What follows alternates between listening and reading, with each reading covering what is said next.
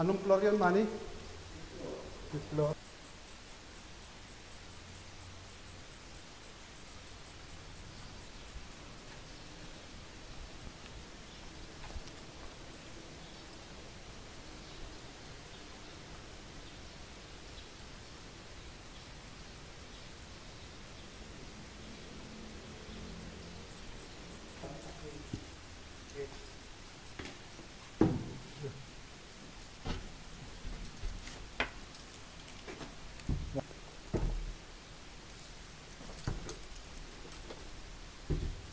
Wala pa ng mga 600 po. Kailangan 200 kilos yan. Ilan daw ba kailan? Ilan ba limit na kailan? Ayan o, 800. Ah,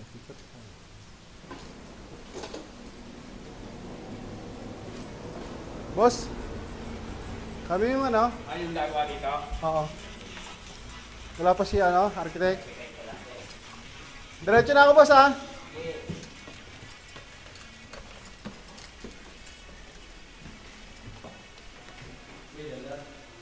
Boss, gagawa kami ng ano? Yung kama, oo.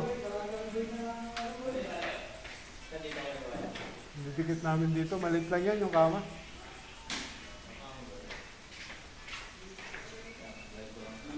Patapos na rin pala eh, no?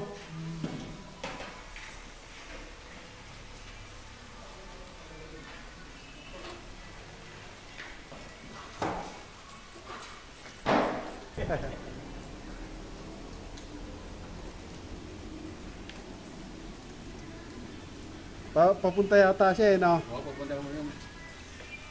Mga sabi, mga pa...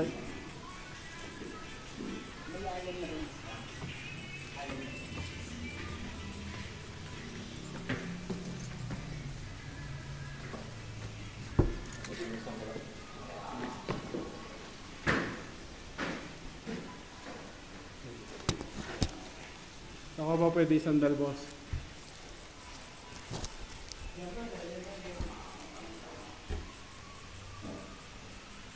May cladding eh, no?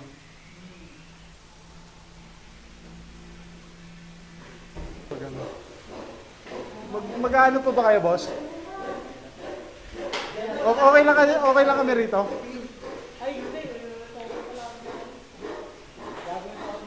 Dito na lang kaya, Pando. dito pwede. Tapos dali na lang namin doon, ano? Patayin muna natin na dito. Di mahirap, iyan muna natin yung gilid.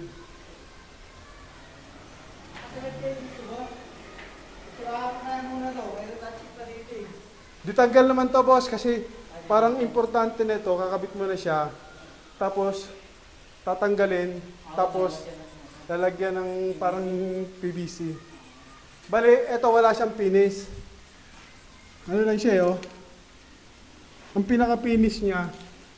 Ayun, oh. Kayo yata maglalagay niyan. So, ikakabit ko muna. Simbol niya lang din niya, kuya. Ha? Kaya simbol lang Oo.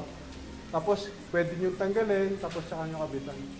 Importante, nakakabit na namin, tapos wala na kami. Tapos kayo na lang mag-ano. Tapos, oh, nakakabitan nyo pa yata ng ano eh. Cladding. PVC, no? Kayo ba mag-ano? Support. Ah, sasabay na. Oo. Hindi niya na pinapinis eh.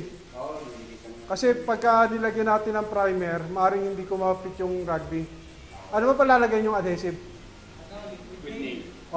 Hindi nga kakapit doon yung ano, yung Bostik. Yung no more nails. No more nails, Bostik. Kasi lacquer yung ano nito eh, di ba? Familiar mo kayo sa lacquer, di ba? Nadulas. Meron pa doon, Manny? Ganda, ang ganda ng finish, no?